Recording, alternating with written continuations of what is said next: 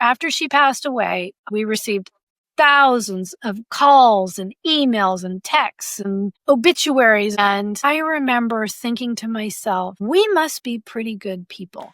If we can love someone like Frances Hesselbein as much as we do, we must be pretty good people. I have so much hope for humanity. We love someone like Frances as much as we do. From the Grit Institute, this is the Grit Factor podcast. And I'm Shannon Huffman Polson, former Apache helicopter pilot, speaker, and author of The Grit Factor, Courage, Resilience, and Leadership in the most male-dominated organization in the world. I'm also the founder of the Grit Institute, where I help purpose-driven leaders like you build grit and resilience and connect with purpose so that you can navigate transitions, overcome challenges, and lead with impact in your work for a better world. It's such a joy to welcome Sarah McArthur to the Grit Factor. Sarah is an extraordinary editor, writer, and leadership thinker in her own right, but she also had the opportunity to work closely with Frances Hesselbein, one of the towering figures of modern leadership. Frances has been a role model to me for years, not just for the leadership that she embodied throughout her 107 years, but for the way that she taught and lived it. She brought both chutzpah and humility, clarity of vision, and commitment to service. She never let convention define her, didn't listen if somebody said no or that something couldn't be done, and she never wavered from putting service at the center of her leadership. And that combination, that courage, that conviction, and a life oriented towards something bigger than oneself is what I believe distinguishes great leaders in every field.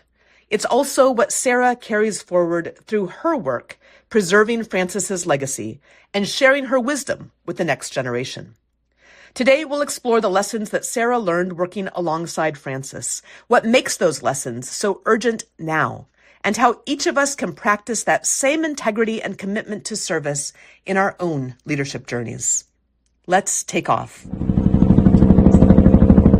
Well, I know we're here to, Sarah, we're here to talk about Frances, but you have an incredible career yourself, and I'm grateful that you'll be able to share about Frances's work, but I'd love to start with your own career and how it is that you came to know and work with Frances. But tell us more about yourself to begin.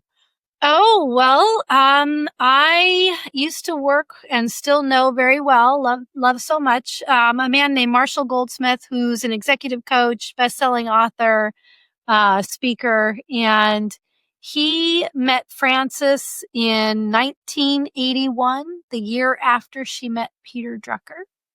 And they were friends for, I think, 38, 40 years. They worked together and did a lot together. And so when I started working with Marshall in 1999, 2000, one of the people that I got to learn about was Frances Hesselbein. Through him and through her writings, we did a lot of compilation books, which are books where we have a theme. We have a leadership and education or whatever it might be, like Frances did The Leader of the Future, that best-selling book. So we did a lot of those, and Frances would contribute articles to some of these. And so I got to read her works and get to know her a bit through my work with Marshall. Wonderful. Well, speak a bit to your work with Marshall before we get into your work with Frances.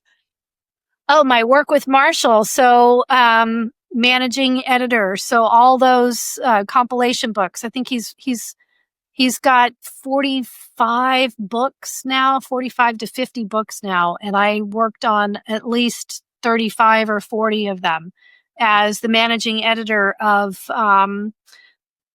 all the compilation books, basically, and wrote a couple as well, with him and a couple, other people. So that was sort of where I got so much education about leadership in all the different areas. So studying the works of Jim Kouzes and Barry Posner and Paul Hersey and Frances Hesselbein and Sally Helgeson. And what I love about what I got to do with Marshall for those, 20 years. I was also the COO of his company, so I managed all that. But I got to do the editing and the writing. And in editing all those books with all those contributors, Roosevelt Thomas, I mean, just incredible thought leaders and practitioners. I got to read their thoughts before they went out to the general public. So I always felt like I was a little, I got to help shape some too, as well, because I was editing their works and working together with them.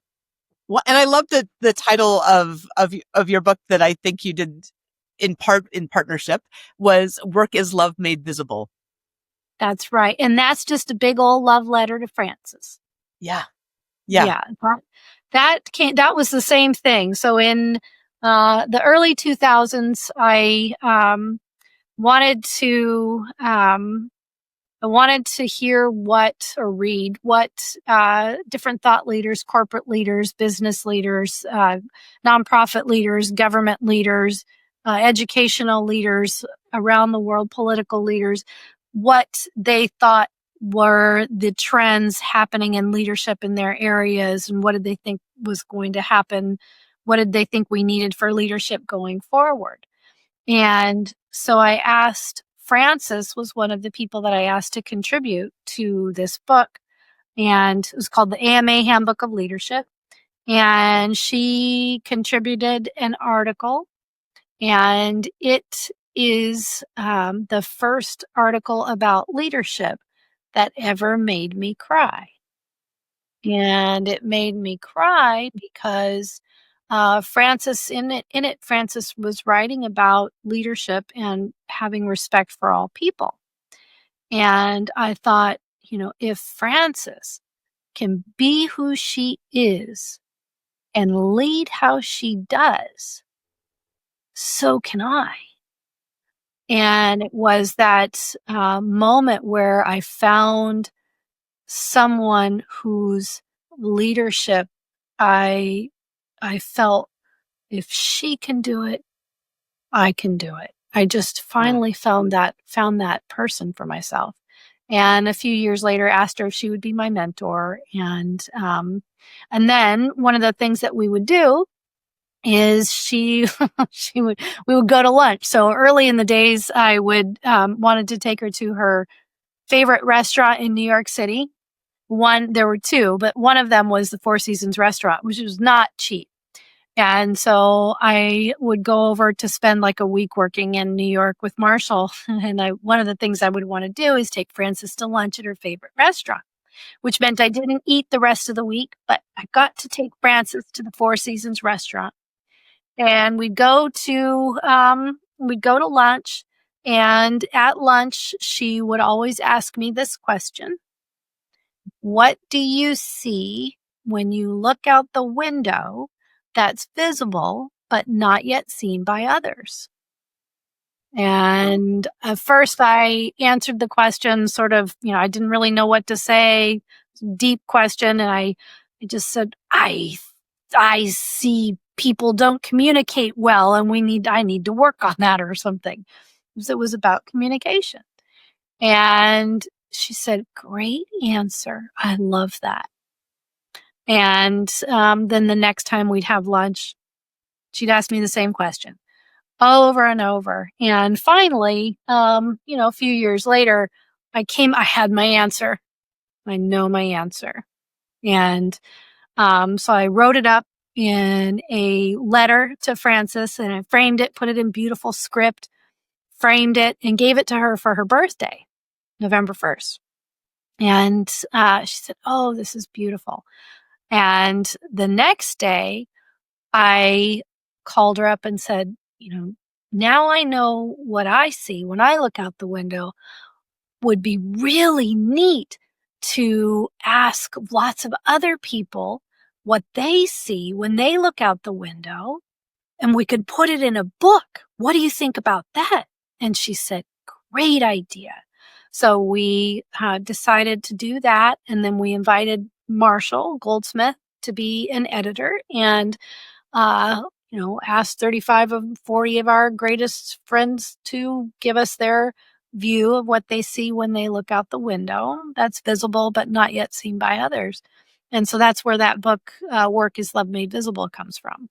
That's absolutely wonderful. And I love that question. And yet it gets to something, and I know we'll get into this in her story too, but that when you see something out the window that others might not yet see, there's a lot of, let's just say, a lot of hard work ahead, a lot of challenge and resistance that's going to be faced. How did you see her address those challenges and difficulties? And maybe we can get into some of her life story as we talk about some of those. The resistance is incredible when you try to make change, right? That's right. And Frances's way of, to me, making change was by including those who wanted the change, by getting people together to create that change. How are we going to do this? She had a vision too of the changes she wanted to see in the world, the things that she wanted to have happen. Like with Girl Scouts, she had a vision. And then she was able to bring people together and create that change that she wanted to see in the world, like respect for all people at the Girl Scouts and yes, all around. And that's a great place to start, because she came into Girl Scouts somewhat unassumingly, unexpectedly. She was the mother of a boy instead of girls, right? And she was asked to come in and just be there for a brief time as a troop leader for a Girl Scout troop. And she was, if I'm remembering correctly, maybe a stay-at-home mom, had not finished college, right? And she stepped into this role, and she was like a rocket. She was. She was definitely like a rocket. She wanted to stay home, take care, be a great wife and mother, and write poetry. She never wanted to leave Western Pennsylvania, Johnstown, Pennsylvania. She wanted to stay there for her whole life and be with John and Johnny. And then she was chased down basically by someone in the Girl Scouts who said, "We have this troop of girls and they don't have a leader. We really want you to be a troop leader. It's Troop 17. These girls don't have a leader." And she tried to get out of it. She didn't want to do it. And then finally she saw the little girls and she said, "Well, I have to do it." And she became a troop leader. And she took those girls all the way through high school. And what I love about Frances is the girls had that troop. Yeah. They remember her. They, some of them have come to some of the screenings of the film that we've done. There's a couple that have come to the screenings. And when they were going to graduate high school, they were still Girl Scouts. Frances said, we can either go camping in the hills of Johnstown, the mountains of Johnstown, which they'd done before. We can either do that, or we can go to New York City. And the girls said, "Let's go to New York City." So she took the troop all the way to New York City, and they spent the weekend there. Isn't that great? And then she leads this troop through high school, and then she's asked to step up to a much bigger position, and she has a vision and an idea that nobody had considered and nobody was really on board with. Is that right? So Frances was in the Girl Scouts and in leadership for 20 plus, almost 30 years before she went to New York to interview for the CEO position. And when she went to interview for the CEO position, at first, again, she wasn't going to go. Right. Because they'd never hired anyone from the inside the organization. 65 years, they hadn't hired anyone from inside the organization. She really didn't think this was going to be something that would happen, and she was going to send them a polite note. And Sarah, just to add into this, Girl Scouts is really foundering at this point, right? It was diminishing. Sustainable, yes, yeah. It was definitely diminishing, right. And So she was going to say, no, thank you. I've other things going on. And her husband, John, said, no, I would like to go to New York. So, and when you say no, you do so in person. So we'll go to New York, say no in person. And she went in and she was interviewed. And she laid out basically the complete transformation of the Girl Scouts. And she didn't think she would get it. She left. She had a great time.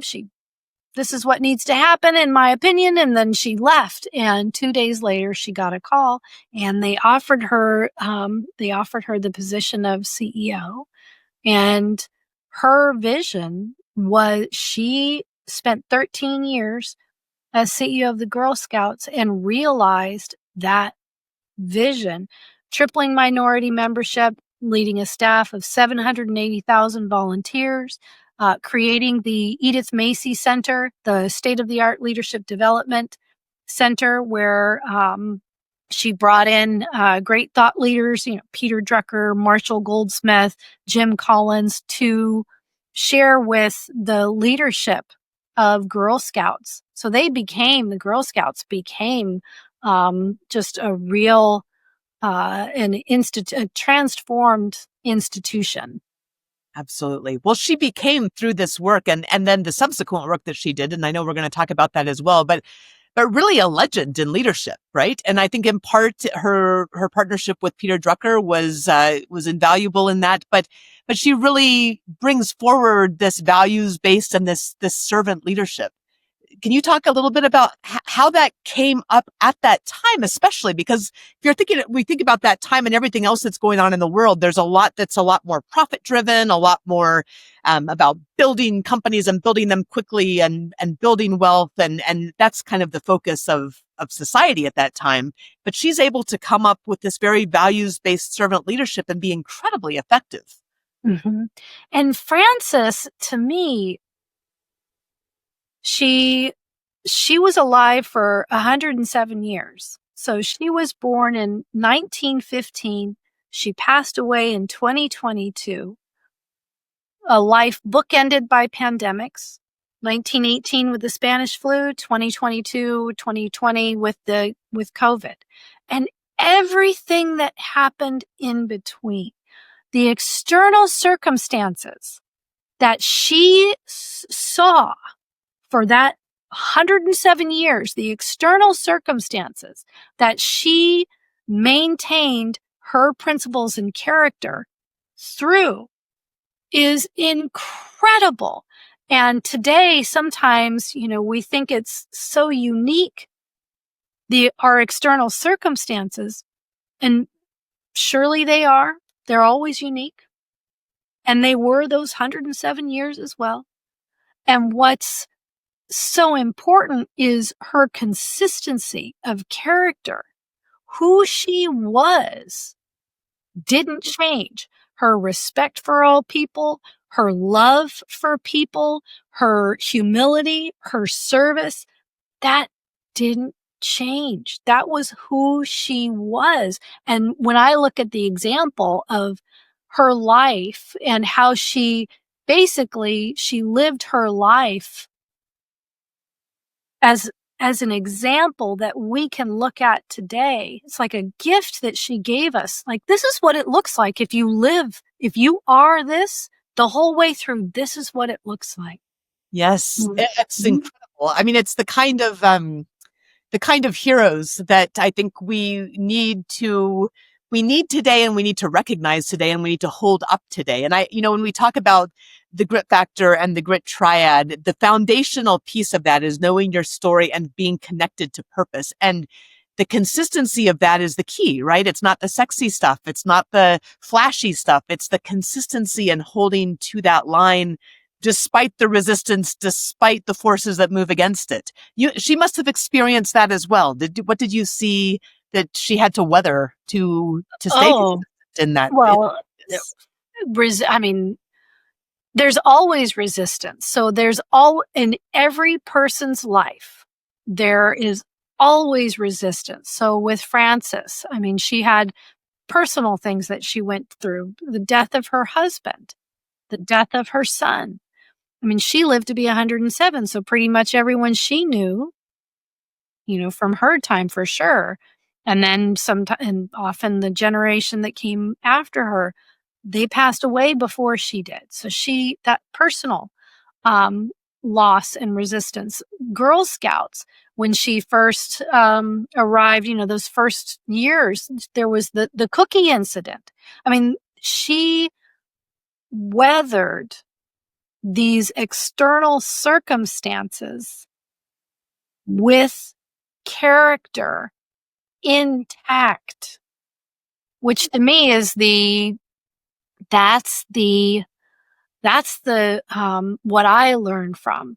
I mean, there's external circumstances that happen. They're constantly happening, external change, constantly happening. And it's important to learn how we navigate that and how we work together through that. That consistency of character where we're all navigating through it together. That was Frances. We're all in this together. Be ye an opener of doors. Go through the open door and bring someone with you. Don't just go through the door and made it and leave. And bring someone with you. Always, always she was always thinking of others. Yeah. Yeah. Talk about the cookie incident. I don't know a whole lot about the cookie incident, except that it was where Girl Scouts we almost lost the Girl Scouts because of the cookie incident. The reputation of the Girl Scouts was almost destroyed because of something that was put into the cookies. And Frances, rather than slide it under the rug, dealt with it head on with humility, love, and service, with respect for all people, right? She handled it like head on and made it through. And sometimes leaders will have a situation come up and they'll sort of, push it to the side or try and not really bring it out. Ella Mullally is a great example of transparency. Yes. And putting everything out into the open so everybody knows about it. Just because we have a problem, if somebody brings a problem to the group, doesn't mean that person is the problem. It means that's the problem. And now that everybody knows about it, maybe we can have some great ideas on how to fix it. Cannot manage a secret. And what Frances did not do with the cookie incident, she did not manage a secret. Yes. Did you hear her speak to this sense of purpose, of values, in a sense that she was returning to that and holding on to that for herself? She never spoke about it like that, yes. Like analyzing what she was doing. Frances always was telling stories. You know that. Frances was always telling stories. So anytime she was imparting a lesson, for instance, we would go to lunch and frequently. And Frances was not that big, and she had this big black bag that was at least this, half the size of Frances. And after lunch, she would pull her big black bag up into her lap. She'd continue talking, pull it up into her lap, and search around while she's continuing talking. Search, search, search, search. Finally, she would pull out her lipstick, put her lipstick on, basically still talking, no mirror needed, twist it back up, pop the top on, plop it back in her purse, and then she would say, "You always know a woman by the name of her lipstick. Mine is all heart." And that's who she was. So she was telling us with that, it's all about heart. We are friends of the heart. We are in this together, right? my lipstick is all heart. And so then I would, of course, grab mine out of my bag and pull it out. And I go, oh, look at mine, Frances. Mine is Relentless Ruby, right? And you put us together. And what do you have? Love that won't quit. So that's how I learned. And I know that's how Frances taught, was she shared these stories and her invisible tattoos. Listen first, speak last, ask, don't tell, respect for all people. She had her invisible tattoos, which were these aphorisms that she would use. Be ye an opener of doors, Emerson.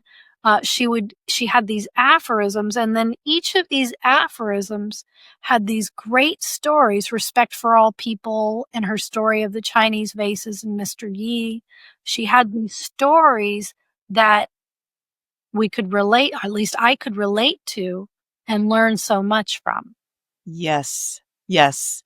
Did she ever talk about how her childhood formed her into the person that she would become?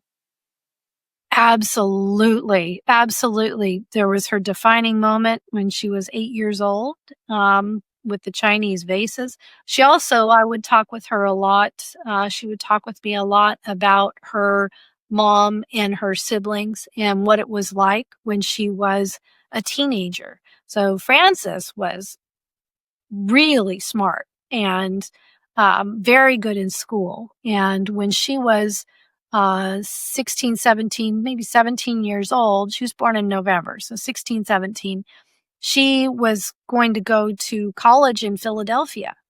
And it was all planned, and she was going to live with her aunt and uncle. And then her father passed away. And so she decided not to go. She decided to stay back in Johnstown, and she would take night courses and weekend courses, and she would work. Her mom wasn't able to do a whole lot. I think she may have had depression or something. So Frances took care of the family. Frances went to work every day at the department store, and nights and weekends she went to school and studied business and English. And I think she'd been going to school like 3 or 4 or 5 years. And one of her professors said, Frances, you've earned a degree by this time. She loved school. So she never earned a college degree. She earned a high school degree, but she never earned a college degree.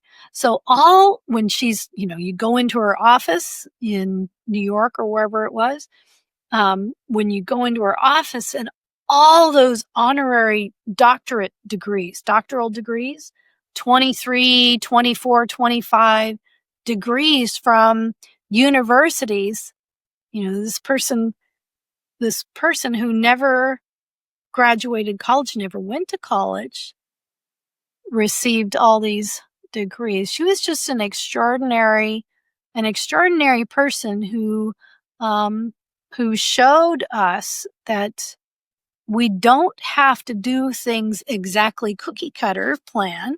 We don't have to do things like that. She wasn't the expected great leader, who coming from Johnstown, Pennsylvania, who she was and how she led during her entire lifetime, wouldn't necessarily expect that she would be the great leader that she was, and yet she was. So you mentioned that you asked her at some point in your relationship to be your mentor. How did that mentorship relationship evolve?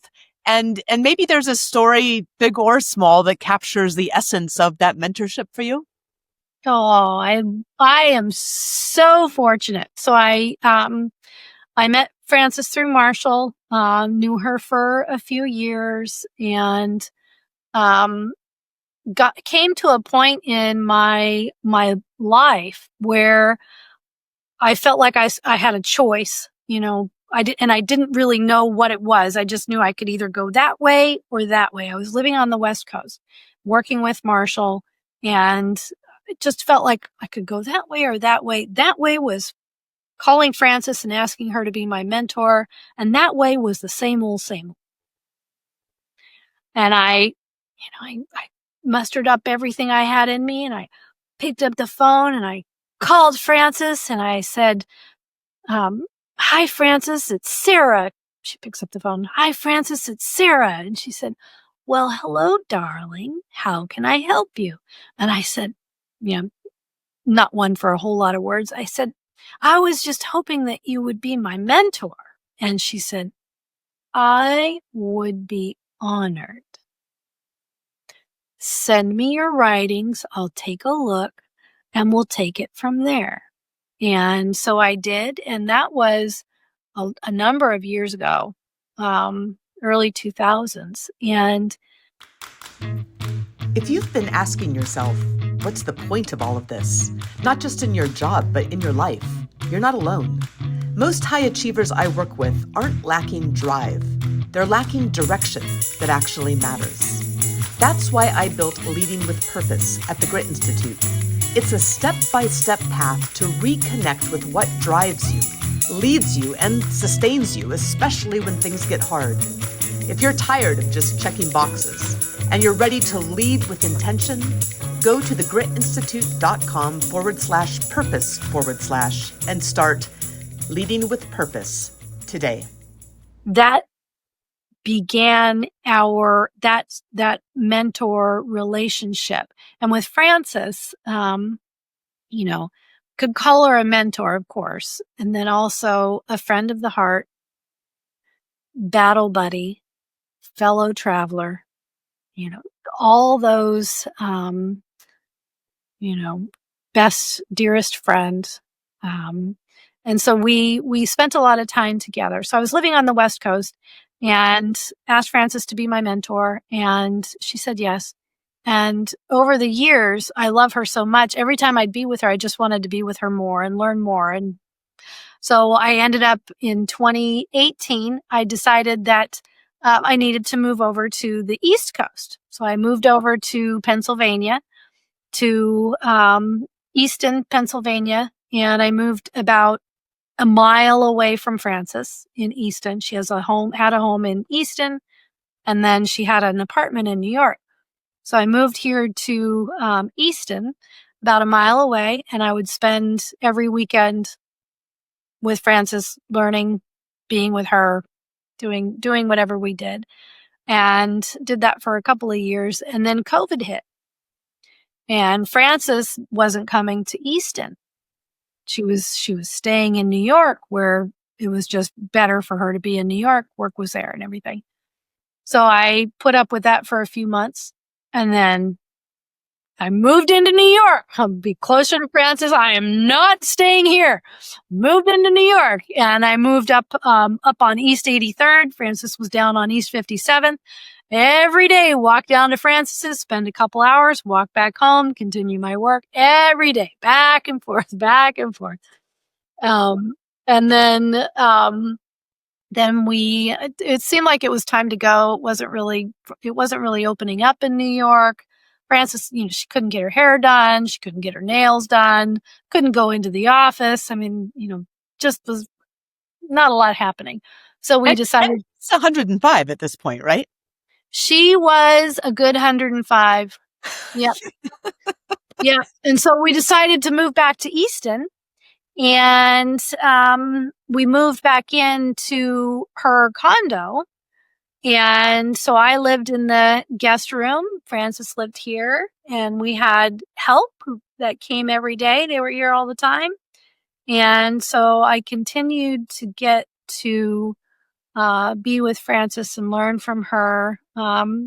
Helped. I am editor-in-chief, but for a few years there, we were co-editors-in-chief of the Leader to Leader journal. So I would write up a draft of an article and bring it into the office den where Frances would be sitting, and show her, and she'd make a little blue mark and do her thing. I brought her in one article It's called The Greatest Threat to Democracy. And it's based on a quote. Frances had said that the greatest threat to democracy is our lack of civility. So I like that. So that's the title, wrote something up, and then brought it into Frances. Frances read it. Very good. And she says, "This will have great impact." I said, "Okay. Wow. Yeah, I'll say."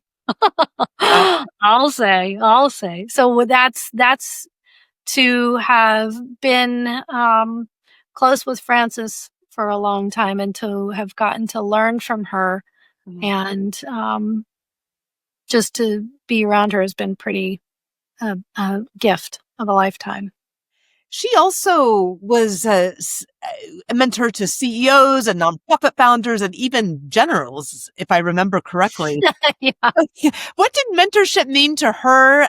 How did she, well, in one sense, make time for it in the midst of her schedule? How did she practice it? And what do you think, both from your own experience and what you've heard from these other leaders, what are some of the things that they learned from her that were the most significant and how they might have then developed their own leadership differently?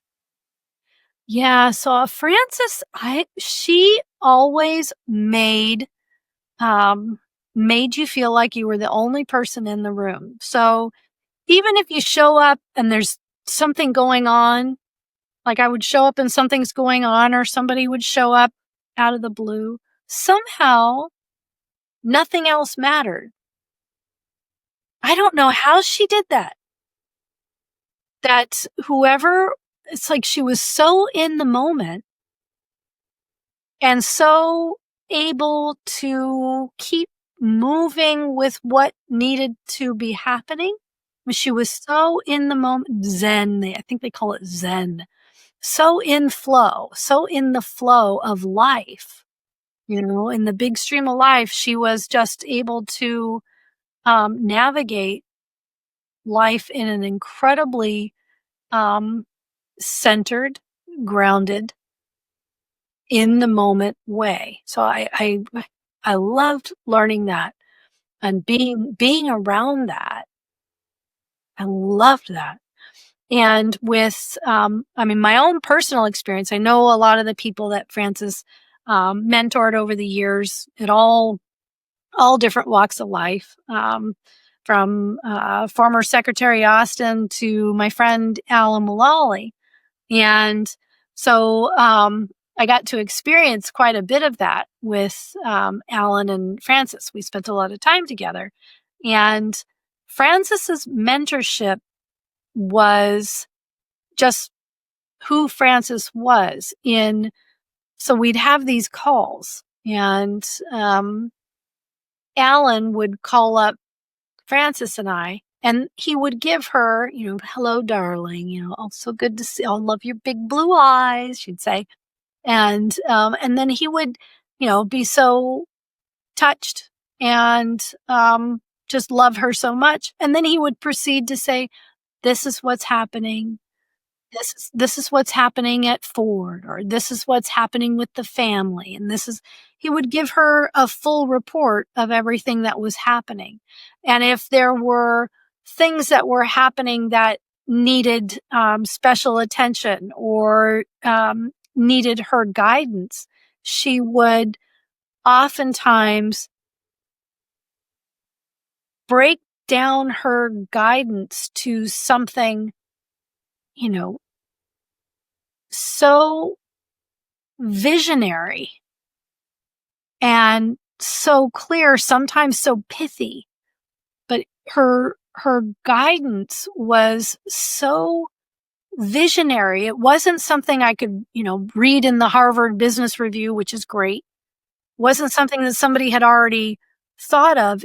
She was taking each individual case, question that someone had, and she was able to think so deeply and respond with such thoughtfulness to each issue that each person was bringing to her. When she passed away, I remember one of one of the greatest gifts Frances ever gave me, besides all of the other ones. She, after she passed away, we received thousands and thousands of calls and emails and texts and, interviews and obituaries and just thousands and thousands and thousands of correspondences. And I remember thinking to myself, we must be pretty good people. If we can love someone like Frances Hesselbein as much as we do, we must be pretty good people. I have so much hope for humanity that we love someone like Frances as much as we do. And that was one of the last, living parting gifts that I received from Frances. Wow. Wow. That's wonderful.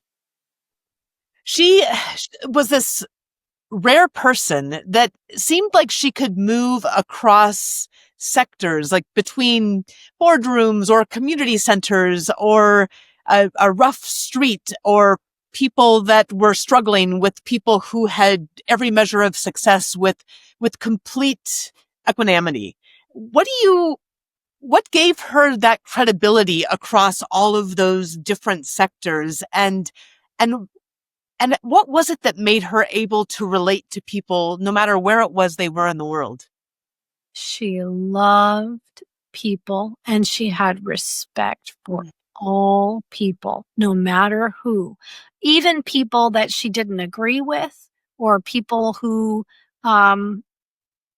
she was able, with that respect, with her respect for all people and her love for all people, she met people where we are, and she inspired us to want to be better. So I remember she used to tell a story about being at an event in New York a long time ago. And she was at a table with, heads of organizations, and they were bad-mouthing the current president of not this one, but another long time ago, the president at the time.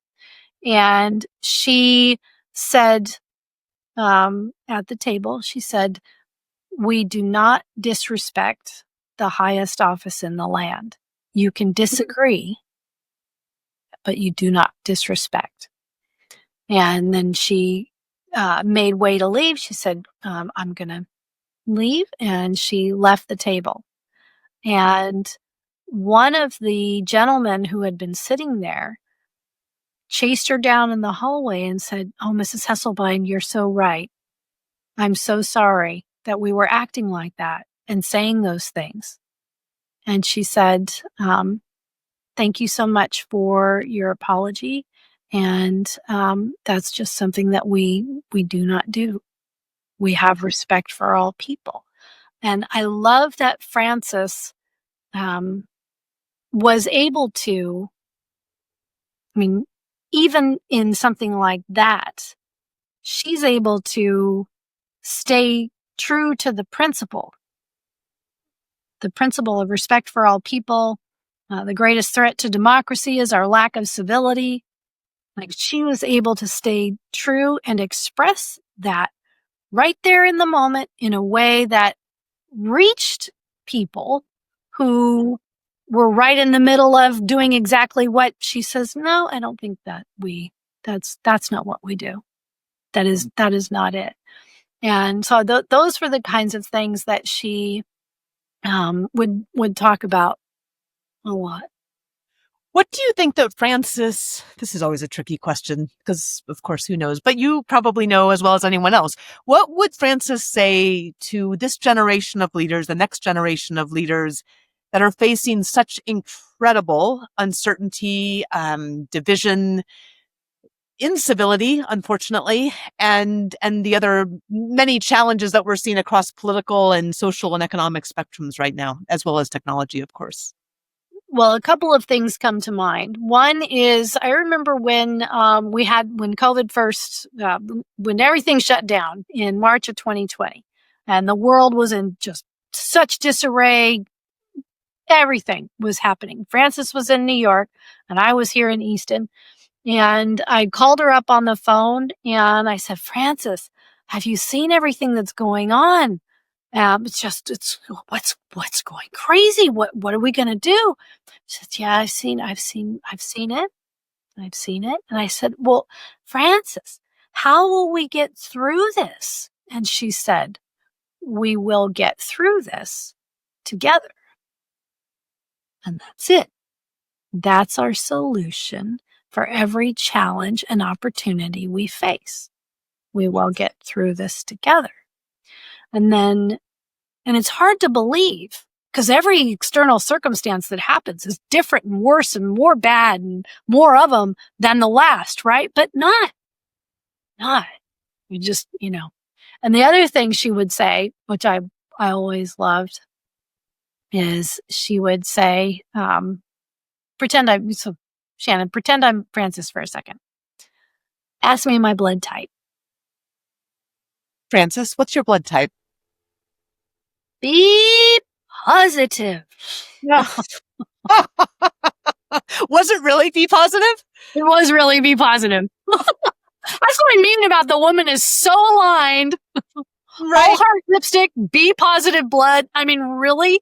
Oh my gosh. That's fantastic. I love it. And that's the other, those are the, short versions of with everything that's going on, what would she tell us? And she would be deeply affected. She would be deeply affected. And she would know that we are in this together. We are all in this together. And so we have respect for all people. We listen to each other. Listen first, speak last. Communication isn't saying something. Communication is being heard. She would stay focused on her principles and the character and bring us together as much as she possibly could. I love that consistency of character, consistency of purpose, consistency of connection to values. I mean, that just resonates in everything that you're saying. I'm remembering a funny story about when she met Peter Drucker. Can you share that? Oh, when she met Peter Drucker, that was in 1980. And there was an event in New York City, and it started at 5:00. And when you're from Johnstown, Pennsylvania, 5:00 is 5:00. And I guess when you're from Vienna, Austria, 5:00 is also 5:00. So she shows up to this event and there's nobody there. 5:00, not a soul in sight except for the bartender and a man sitting at the bar. So she walks up to the man at the bar. She sees it's Peter Drucker. And instead of saying hello, she says, do you realize how important you are to the Girl Scouts? And he said, no, tell me. And from there, a beautiful long-term partnership was born where Peter ended up volunteering, I think a day a month for a number of years, but the time that Frances was there, to Girl Scouts. And Frances, after she left Girl Scouts, she and a couple of others and Peter Drucker formed the Peter Drucker Foundation for Nonprofit Management. So they continued their work together for many, many years. And that partnership is one of the most important partnerships for global leadership and management that we have. That's incredible. I love everything about that story, including the being on time, the chutzpah, and also she had done her research. She knew the people and the ideas that she needed to know to make things happen, and she wasn't shy about standing up and speaking to and speaking out in the ways that really mattered to make things a reality. No, she wasn't afraid to make connections with people. And she never, to me, I never saw her do it in a way that she met people where we are. And somehow, people didn't retreat from her. you just kind of wanted to keep getting closer. I remember she had a soft voice. She didn't yell or anything. She had a soft voice. And so I would see these like big, tall men, corporate military type men. And Frances would speak and she's, barely 5 foot, if that. And they'd all be leaning in to hear every word she said. They wanted to hear every word she said. It was that important to them to hear her wisdom. And she was just saying what was in her heart and on her mind, and what she saw, might help in the situations. Yeah. If you had to pick 3 words that best represented the legacy of Frances Hesselbein in leadership, what would you choose? Humility, love, service. Humility, love, service. I love that. It's beautiful. Humility, love, and service. Service, yes. For sure. Frances was a service-oriented leader, and service sometimes can cause martyrdom, and yes. Not with Frances. And how so? Speak to that. Frances, I've seen, I've been around leaders or people, who are being of service, and they take on so much and they don't get rewarded for it, or whatever's going through their mind. They don't feel rewarded for it, or they don't feel like things are changing, or, things change, but they change in the wrong way. And so it's really hard. It's hard. It becomes really difficult and painful to serve. And I never saw that with Frances. Never once saw her regret any moment that she spent in service. And I think that was her love and her humility. Her humility, always asking, always wanting to know, like, I'm putting mayonnaise on my sandwich. Oh, what do you like about mayonnaise? She would ask, like, always asking questions, always learning. And love, love was the most important thing of all of Frances. She just exuded it.